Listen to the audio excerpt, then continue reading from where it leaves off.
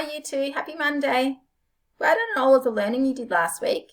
The educator's been so impressed with the standard of work that you've been sending through to us or uploading on your Google Drive.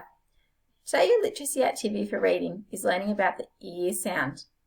The two spelling patterns that we'll be looking at are E-A-R, like in the word fear, f-ear, fear, and E-R-E, like in the word hear, h-ear, hear. I wonder how many objects in your house you can find with the ear sound in them. After reading, we have writing. For writing, you're going to be writing a plan for a procedure, telling somebody how to make a jam sandwich.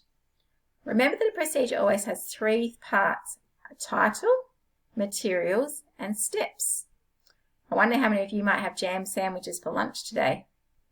On Mondays, we have RE. In RE, you'll be learning about Jesus' disciple Peter. You may even choose to watch the video on YouTube. When you watch the video, see if you can listen for the special question that Jesus asked the disciples. Finally, to finish off your learning for the day, you have PE. You'll be working on your hand-eye coordination. You'll need a balloon or a soft toy for PE today. You'll get to tap the balloon in the air using just your fingertips.